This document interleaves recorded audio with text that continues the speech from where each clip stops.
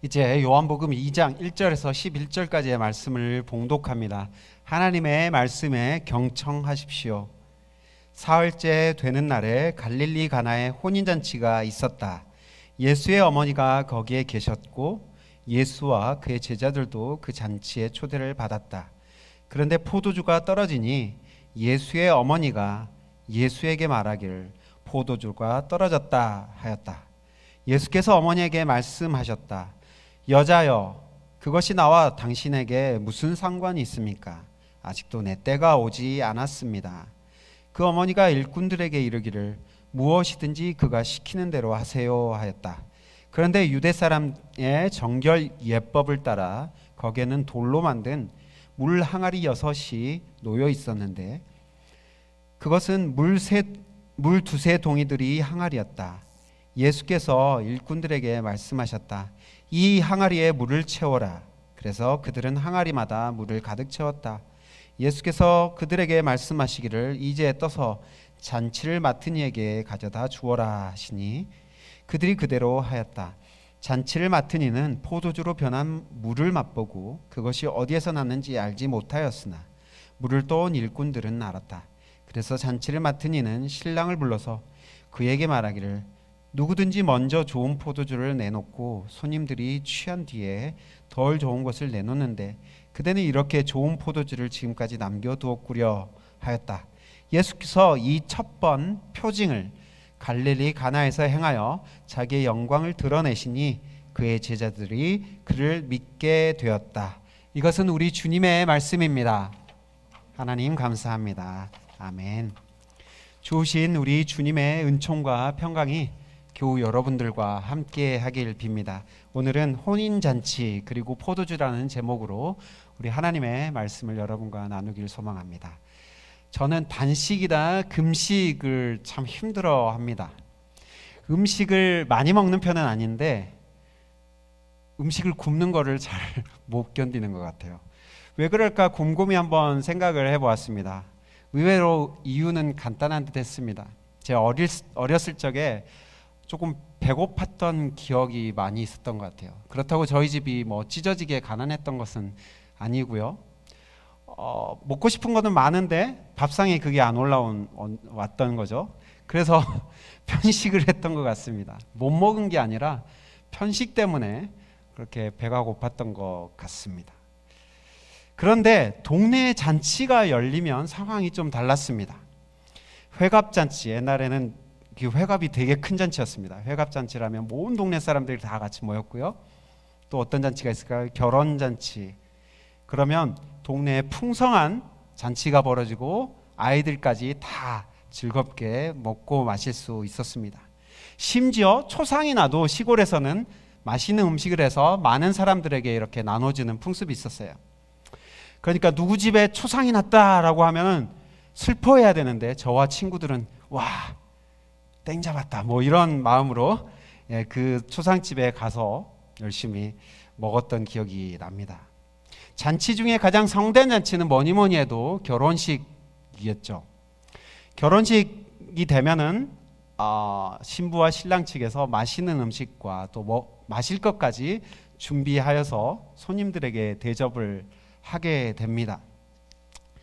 저와 아내의 결혼식을 아내의 모교에서 했었는데요. 저희가 많은 음식을 준비했는데 금방 동이 나버렸어요. 여러분 한국의 교회에서 하면은 결혼식 하객뿐만 아니라 교회 뭐 중고등학생들 청년들까지 다 와서 그 음식을 먹기 때문에 금방 동이 나버립니다. 그래서 저희가 부랴부랴 그 당일에 150인분을 더 추가해서 이렇게 음식을 준비했던 기억이 납니다.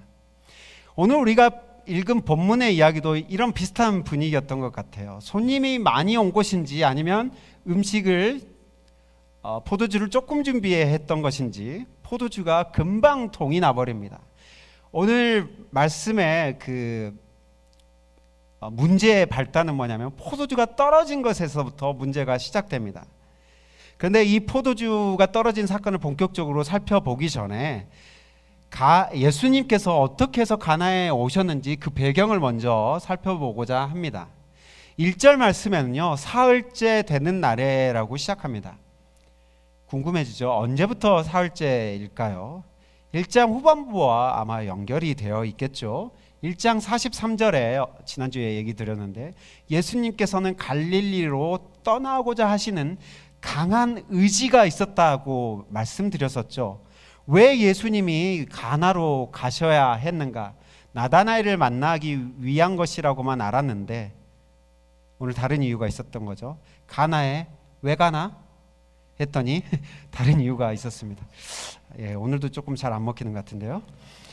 그러고 보니까 예수님께서 가나에 가시려는 이유가 다 나다나엘을 만나는 것 외에도 가나의 혼인잔치에 참여하시기 위한 이유가 컸던 것 같습니다. 아마도 요단강으로 내려가시기 전에 분명히 예수님께서는 이 갈릴리 자기 고향이 있었겠죠. 예수님의 어머님이 분명히 말씀하셨을 거예요.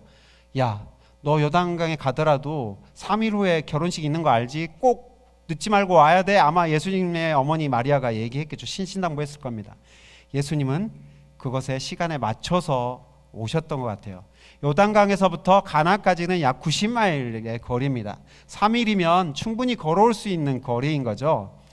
그래서 예수님은 사흘 시간을 맞춰서 왔고 가나 사람 나다나엘을 만났고요. 그 다음에 나다나엘과 함께 제자들을 모아서 이 결혼식에 참여했던 것입니다.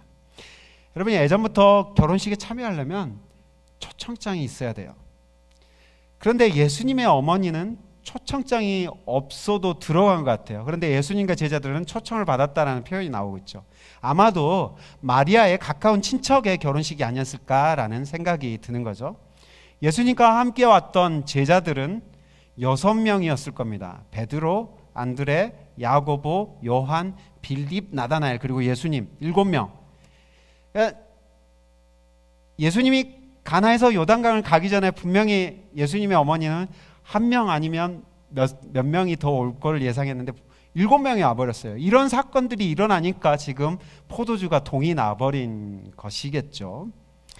포도주가 떨어지니까 적잖은 소란이 아마도 결혼식장에서 벌어졌을 겁니다. 주방에서 일하고 있었던 이 마리아는 부랴부랴 아들을 부릅니다. 그리고 아들에게 심플하게 한마디 하죠. 포도주가 떨어졌네. 그러자 이 본문에서 가장 해석하기 힘든 예수님의 말씀이 이어집니다. 여자여, 나와 당신에게 이 일이 무슨 상관이 있습니까? 아직도 내 때가 오지 않았습니다. 한마디로 It's none of my business 라는 말입니다. 여기서 이해하기 힘든 포인트는 두 가지입니다. 요한복음의 저자는 1절에서 분명히 마리아를 예수의 어머니로 소개하고 있어요. 그리고 어머니에게 말했다라는 표현도 4절에 나오죠. 그런데 예수님은 메테르라는 이 헬라말을 어머니라는 헬라말을 쓰진 대신에 여자여라는 뜻을 가지고 있는 기나이라는 말을 쓰고 있습니다. 이 기나이라는 것은 귀부인을 높여서 쓰는 표현이 절대 아니에요. 그냥 좀 약간 드라이한 표현이에요. 킹제임스 버전도 woman이라고 얘기합니다. NIV는 dear woman이라고 그랬나요? 어쨌든 그게 약간 드라이한 표현이에요. 자기 어머니한테 약간 조금 건방진 표현이죠. 여자여, 나와 무슨 뭔 상관이에요? 뭐 이런 뉘앙스로 얘기하고 있는 겁니다. 좀 이상하죠? 그런데 다른 한 가지는 내 때가 아직 이르지 않았다. 무슨 때일까? 궁금해지죠? 그런데 마리아는 이런 예수님의 그런 이상한 반응과 상관없이 일꾼들을 불러서 예수님 시키는 대로 해라라고 얘기하고 있습니다. 이후의 이야기는 여러분들이 잘 아십니다. 돌 항아리가 준비되고 거기에 물을 붓게 하고 그 물이 갑자기 화학적인 변화가 막 생기면서 눈에 보이지 않는 화학적인 변화가 갑자기 생겼어요. 그리고 떠다 주니까 사람들이 오, 이렇게 맛있는 걸 이제 내놨어? 라고 하면서 감동했다. 포도주 역시 예나 지금이나 좋은 포도주는 사람들을 즐겁게 뭐 이런 식으로 해피엔딩으로 끝나는 스토리입니다. 자, 여기서 여자라는 마리아를 향한 호칭과 아직 내 때가 아니라는 말을 이해하는 것과 본문의 예수님의 표적을 해석하는 것이 매우 깊은 상관관계가 있습니다. 이 두 가지를 이해하기 위해서는요, 이 본문에만 치우치지 않고 요한복음 전체를 보면서 이 말씀을 해석을 해야 돼요. 요한복음이 어려운 이유는요, 구약 성경과 관련된 구약의 전반적인 이해가 있어야만이 이 본문이 해석되는 것들이 많이 있기 때문에 이 요한복음이 특별히 어렵습니다. 요한복음을 이 말씀을 이해하기 위해서 여전히 우리도 구약 성경의 여러 가지 그런 이야기들을 우리가 끌어와야 됩니다. 일단은 먼저 요한복음 전체 안에서 이 여자여라고 마리아 자기 어머니를 부르는 두 번의 부름이 등장합니다. 2장에서 등장하고요. 그리고 저 멀리 19장에서 십자가상에서 요한에게 자기의 제자 요한에게 이 어머니를 부탁하면서 여자여 라고 얘기를 합니다. 우리 새 번역에서는 어머니라고 표현된데 저거 잘못된 번역이에요. 여자여라고 기나이라는 메테르 엄마가 아니라 여자여라는 표현이 쓰이고 있습니다. 그러니까 2장과 19장 이 두 본문에 어머니를 향해서 기나이 여자여라는 표현이 쓰고 있는데 이게 요한복음의 어떤 문학적인 기법인 거예요. 여러분 수비 쌍관이라는 국어 시간에 그런 기법을 배우셨죠. 인클루지언인데요. 샌드위치 기법인 거예요. 여기에 한 번, 여기에 한 번, 그리고 가운데 내용을 추가시키는 거예요. 그러니까 2장, 19장 사이에 내용을 추가시킨 거죠. 다른 말로 문학에서 프롤랩시스라는 예언적 삽입수사라는 이 기법이 있는데 19장에 사용될 이 여자여를 미리 2장에 끌어와서 지금 예수님의 어머니를 여자여라고 부르는 거예요. 무슨 말입니까? 예수님이 십자가에 달려서 하실 말을 미리 내다보고 지금 2장에서 미리 하신다는 얘기예요. 그러니까 가나의 혼인잔치를 자신의 십자가 죽음과 예수님을 연결하고 계신다는 거예요. 그러니까 십자가 죽음을 알아야지만이 이 가나의 혼인잔치가 해석된다는 거죠. 아직 내 때가 이르지 않았습니다 라는 이 말은요, 아직 내가 십자가에 달려 물과 피를 흘릴 때가 되지 않았습니다 라는 의미로 이해할 수 있는 겁니다. 요한은 가나의 혼인잔치 기적을 11절에 이렇게 랩업하면서 서머리하면서 이렇게 이 기적을 해석하고 있습니다. 예수께서 이 여러분 첫 번 표징을 갈릴리 가나에서 행하여 자기의 영광을 드러내셨다. 여기서 중요한 말은 표적과 첫 번 표적과 영광이란 말이 되게 중요해요. 자, 표징이란 말을 킹 제임스에서는 버전에서는 미라클이라고 번역했고 NIV에서는 miraculous sign이라고 번역했습니다. 표징이란 말은 sign이란 말인데 여러분 운전하다가 사인이 나오죠. 사인이 나오면 그 사인이 그곳을 말하는 건가요? 그 사인은 그곳을 가리키는 거예요. 그러니까 어떤 예수님이 행하신 어떤 물리적인 사건이 있어요. 그 물리적인 사건 뒤에는 실제로 그 사건이 의미하는 실체가 존재하는 거예요. 간다는 거예요. 그러니까 표징이란 말은 그 표징 자체가 의미 있는 것이 아니라 그 표징을 통해서 뭔가를 의미해주고 있다는 게 중요하다는 거죠. 그런데 요한복음에서는요 2장부터 12장까지 7개의 표징이 등장합니다. 이 표징을 통해서 나타내고자 하는 바는 뭐냐? 바로 11절에서 나왔듯이 자기의 영광을 드러내신 거예요. 영광이란 이 말이 되게 중요한데 1장 14절에서 이미 말씀드렸었죠. 말씀이 육신이 되어 우리 가운데 거하시니 그에게 영광이 나타났고 그 영광을 프리즘으로 쏴봤더니 은혜와 진리로 이렇게 나눠지더라. 여러분 기억나시죠? 그런데 그 육체로 거하신단 말이 무슨 말이라고 그랬습니까? 장막을 치고 거한다는 말이라고 그랬죠. 이미 말씀드렸어요. 장막을 친다는 것은 무슨 의미라고 그랬습니까? 성전을 얘기하는 거잖아요. 장막 안에 임했던 영광, 쉐키나의 그 놀라운 하나님의 장막에 임했던 그 영광이 이제 누구에게서 나타난다고요? 예수 그리스도에게서 나타난다는 거예요. 예수 그리스도의 육체 안에 육체로 그분이 행하신 일들을 통해서 영광이 예수를 통해 드러난다는 것입니다. 여러분 구약시대에요 하나님의 영광이 표현되는 방법이 두 가지가 있었습니다. 두 가지 통로가 있었는데 첫 번째는 방금 말씀드렸던 성전 안에서 지성소 가운데 임하였던 하나님의 영광입니다. 주관적인 영광이라고 할 수 있어요. 왜 주관적입니까? 몇 사람밖에 볼 수가 없었어요. 제사장, 임금 또는 예언자 몇 사람에 한해서만 그 영광을 보았어요. 두 번째 하나님의 영광을 볼 수 있는 통로는 뭐였냐면 예언자였어요. 프로핏들. 예언자들이 이스라엘에 존재한다는 것은 아직 하나님의 영광이 이스라엘 가운데 떠나지 않았다는 것을 얘기해요. 예언자를 하나님 보내셨다는 것은 무슨 말입니까? 아직 이스라엘을 포기하지 않았다는 뜻 아니겠습니까? 예언자를 입을 통해서 하나님의 말씀이 대언된다는 것은 하나님의 영광이 아직 이스라엘을 떠났지 않았다라는 그런 의미입니다. 이사야서 6장에 보면 이 이사야가 하나님의 영광을 본 곳을 이렇게 고백하고 있어요. 거룩하다, 거룩하시다, 거룩하시다, 만군의 주님, 온 땅에 그의 영광이 가득합니다 라고 하면서 주님의 영광을 자신이 보았다라고 얘기합니다. 그러면서 내가 이렇게 죄가 많은데 주님의 영광을 보았더니 나는 이제 죽게 되었다라고 얘기하는데 천사가 와서 그 입을 대고 죄를 깨끗이 씻어주는 일이 벌어집니다. 여러분, 이 요한복음에서도 마찬가지로 예수 그리스도께서 그 육체를 통해서 영광을 드러내는데 죄인들이 죽지 않아요. 하나님의 영광을 본 죄인들이 죽지 않아요. 오히려 그분의 영광의 빛 가운데 나타난 은혜와 진리를 받고 사람들이 갱생되는, 다시 태어나는 그런 놀라운 역사들이 예수 그리스도를 통해 일어납니다. 이스라엘의 역사 가운데 나타났던 이 영광이 떠나버려요. 에스겔서에 나타나죠. 8절부터 10절까지 하나님의 영광이 성전을 떠나버려요. 그러면서 성전을 다른 민족들이 다 파괴했는데도 아무 일도 일어나지 않습니다. 왜냐하면 그 성전 안에 하나님의 영광이 없었기 때문에.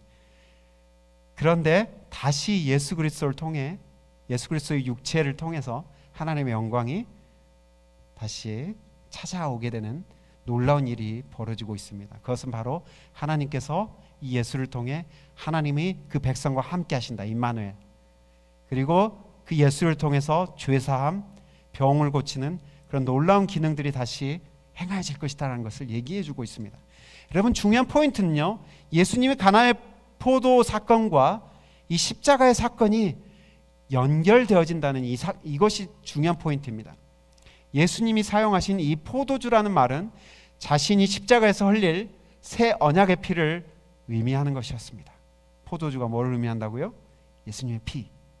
요한복음 19장 34절은 이렇게 얘기합니다. 로마 군병이 예수님의 옆구리를 찔렀잖아요. 십자가에 있는 예수님의 옆구리를 찔렀는데 뭐가 흐릅니까? 물과 피가 쏟아졌다라고 말합니다. 요한복음은요, 물, 포도주, 성령을 하나로 묶어서 이해합니다.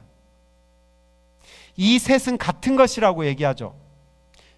누가복음 22장 20절에서는요, 이 잔, 그러니까 예수님이 나눠줬던 그 포도주 잔은 너희를 위하여 흘리는 내 피로 세우는 새 언약이다라고 얘기했어요. 이 포도주는 예수님의 피라고, 그런 말씀인 거죠. 요한복음의 저자인 이 요한은 요한 1서에서 이렇게 얘기합니다. 5장 5절에서 8절에서 이런 얘기를 하는데요. 증언하는 이가 셋인데 성령과 물과 피입니다. 이 셋은 일치합니다 라고 얘기하고 있어요. 포도주는 예수의 피임과 동시에 성령님을 상징합니다. 물과 성령은 또한 동일하죠. 이 혼인잔치에 지금 포도주가 없습니다. 뭐가 없다는 겁니까? 예수님의 피가 없다는 거예요.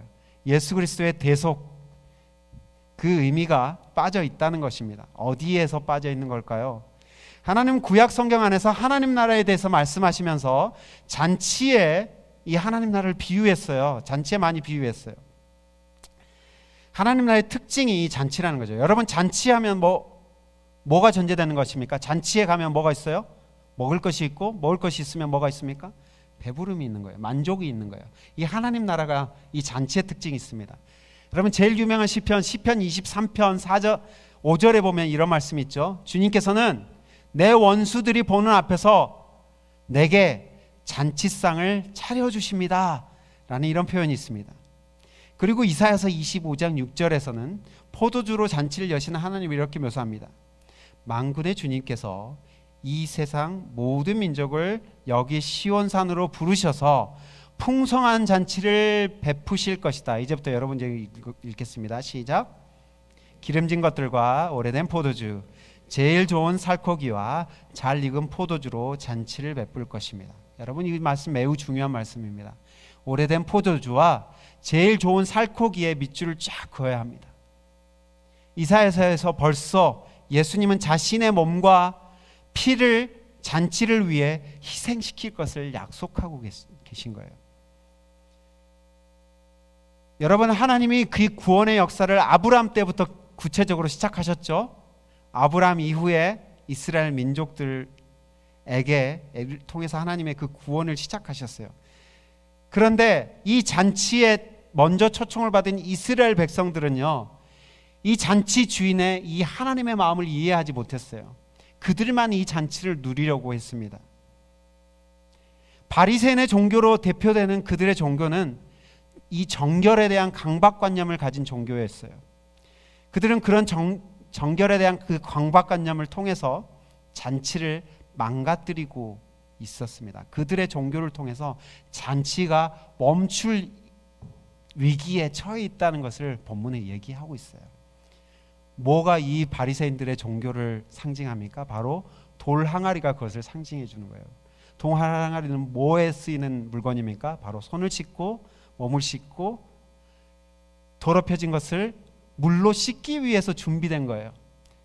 이 돌 항아리는 바리새인들로 대표되는 이 성전 시스템이 오히려 하나님의 영광을 가리고 하나님의 은혜를 가리는 그런 역할을 하고 있는 거예요. 하나님이 시작하신 이 잔치를 망가뜨리고 멈추게 할 위기, 그것을 이 돌 항아리가 보여주고 있는 거예요. 그런데 하나님의 잔치는 멈췄습니까?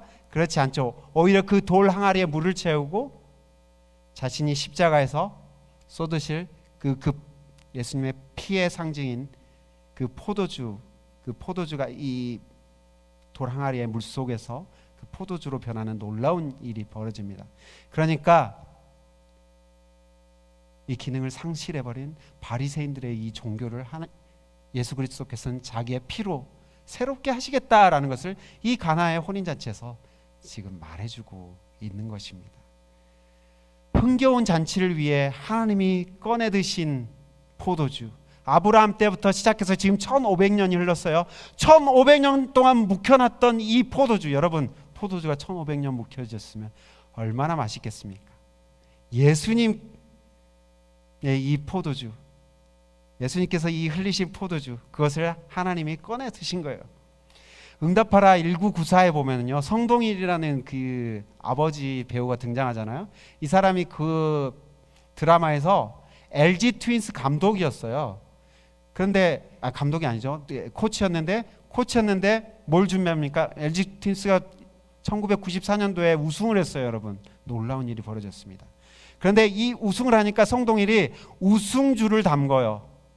그리고 다음번 우승할 때 이 담근 우승주를 마시겠다라고 얘기하죠. 그런데 여러분, 이 LG 트윈스의 비극사를 아시죠? 39년 동안 우승을 못합니다. 그리고 작년에서야 드디어 LG 트윈스가 우승을 했습니다. 만약에 이 1994 드라마가 사실이라면 성동일 씨가 39년 만에 이 술을 마시게 되는 거예요.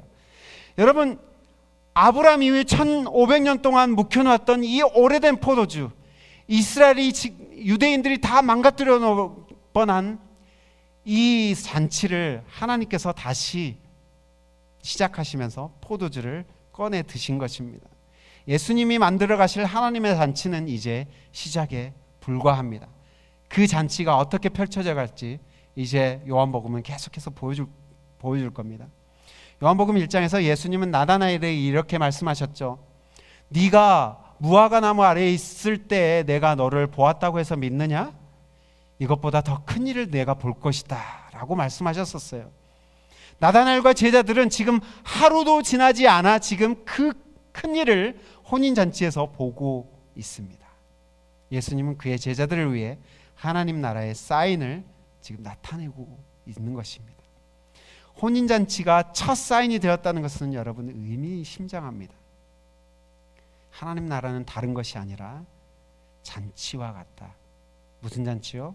혼인잔치와 같다는 것을 이 첫 번째 표직을 통해서 하나님은 우리에게 말씀해 주고 싶으신 거예요. 요한계시록 19장 9절에서 하나님 나라, 마지막 나라에 이루어질 하나님 나라를 어린 양의 혼인잔치로 비유합니다. 여러분, 혼인잔치는 무엇입니까? 연합과 기쁨을 의미해요. 하나님 나라가 혼인잔치와 같다는 것은 하나님과의 연합, 그리고 그 연합이 주는 기쁨이 얼마나 놀라운지를 우리에게 말해주는 것입니다. 예수님이 피를 나누고 그분의 살을 나누는 이 풍성한 잔치는 모든 이들을 부요하게 하며 풍성하게 해줍니다. 예수님이 가지고 오신 이 세술이신 성령님은 엄청난 기쁨과 흥분을 교회 공동체에 선사하십니다. 사도행전 2장 13절에 보면 제자들이 갑자기 성령 받으면서 막 이상한 사람들이 됐잖아요. 전혀 다른 사람들로 변했어요. 그런데 그것을 지켜봤던 군중들이 이렇게 제자들을 표현합니다. 그들이 새 술에 취하였다 하고 말하는 사람도 있었다. 제자들이 성령 충만해지자 사람들이 저 술에 취한 거 아니야 라고 말했다는 겁니다. 여러분, 성령님은 우리 신앙생활에 흥을 돋는 핵심적인 분입니다. 성령 충만은 우리 신앙을 잔치로 만들어주는 필수 요건이라는 것이죠. 성령에 취한 사람들에게 나타나는 반응은요, 술에 취한 사람들에게 나타나는 사람들의 반응이 나타난다는 거죠. 그냥 아무 이유 없이 즐거워지는 거였고요, 아무 이유 없이 기쁨, 그런 삶이 좀 이해가 되시는지 몇 분이 막 웃으시는 것 같아요. 저도 어렸을 적에 아버지께서 이 술에 취하는 것을 되게 좋아했는데요. 왜냐하면 저희 아버지는 술에 취하면은 사람을 때리거나 막 욕하거나 그러신 대신에 주머니에서 돈을 꺼내서 자식들에게 막 주셨어요. 그러니까 아버지가 술에 취하면 막 용돈이 생기는 거예요. 그러니까 되게 좋아했습니다. 그때 알았습니다. 술에 취하면 이런 너그러운 행동들이 나오는구나. 자기 재산을 팔아서 가난한 사람들을 막 도와주는 일들이 사도행전에서 등장하잖아요. 술에 취하지 않고 제정신이 아니고서는 이런 일들이 일어날 수가 없어요. 막 사람이 너그러워지는 거예요. 이게 바로 성령에 충만한 사람들이 나타나는 현상이라는 거죠. 저는 교회 생활과 예배 생활이 이런 현상들이 막 일어나야 된다라고 믿습니다. 예배 생활과 신앙 생활이 잔치가 되어야 돼요. 교회 나오는 것이 막 기쁨이 되어야 돼요. 그리고 사람들을 만나고 함께하는 것, 이 연합이 기쁨이 되어야 돼요. 혼인잔치처럼 기독교 신앙은 하나님과의 연합이 기본이며 거기서 나오는 기쁨이 포함되어 있습니다. 바리새인들과 유대인들처럼 이거 지켜야 돼, 이거 지키지 않으면 당신은 아웃이야, 여러분, 이것이 신앙의 핵심이 아닙니다. 먼저 주님께 달라붙는 이 연합이 기본이에요. 마태복음 11장의 표현으로 하자면 수고하고 무거운 짐을 다 내려놓고 주님 안에서 안식하는 삶이 바로 신앙의 기본이자 출발인 거예요. 이 연합과 함께 오는 기쁨을 누려야 합니다. 많은 신자들이 신앙생활을 무겁고 부담되는 것으로 생각합니다. 그것은 아직 진짜 술에 취해보지 않았기 때문입니다. 예배를 즐기십시오. 하나님을 즐기십시오. 여러분들의 목장 모임이 잔치가 되어야 합니다. 우선적으로 좋은 것들을 많이 만날 때마다 좋은 것들을 많이 먹으셔야 돼요. 좋은 것들 많이 마시고 또 좋은 이야기들을 많이 나누셔야 됩니다. 그런 의미에서 저는 목장 모임이 예찬이 되어야 된다고 생각해요. 예찬이라는 것은 love feast잖아요. love feast. 사랑이 담겨있는 음식을 나누는 거고요, 사랑이 담겨있는 이야기를 나누는 거고요, 하나님의 이야기를 같이 나누면서 우리의 마음이 풍성해지는 것이고, 거기에서 우리의 새로운 상상력들, 내가 어떻게 살아야 되는지 새로운 상상력들이 이 목장 모임 안에서 생겨나야 하는 것입니다. 교회에 처음 나온 사람들에게 우리는 신앙의 본질이 잔치임을 보여줄 필요가 있습니다. 예수님 믿고 하나님 나라를 만들어가는 것은 잔치에 참여한다는 것을 우리 모두가 보여줘야 해요. 돈 없는 사람도 이곳에 오고 목마른 사람도 와서 모두가 함께 포도주와 기름진 음식을 함께 나누는 즐거움을 누려야 합니다. 신앙생활은 잔치입니다. 예수님은 살아생전에 가난한 사람들, 그리고 억눌린 사람들을 찾아가셔서 무엇을 했습니까? 막 가르치신 게 아니라 함께 먹고 함께 마시셨어요. 그래서 예수님의 별명이 뭔지 아세요? 먹기를 탐하는 자, 술고래, 이런 별명이 예수님께 붙었습니다. 예수님 가는 곳마다 먹기를 즐겨하시고 마시기를 즐겨하셨어요. 예수님은 보여주신 가나의 혼인잔치의 표적은 잔치가 끝날 위기에 처해 있는 상황 가운데 벌어진 기적입니다. 잔치는 계속 되어야만 한다는 것을 말해줍니다. 잔치는 오늘날 지금도 계속 되어져야 합니다.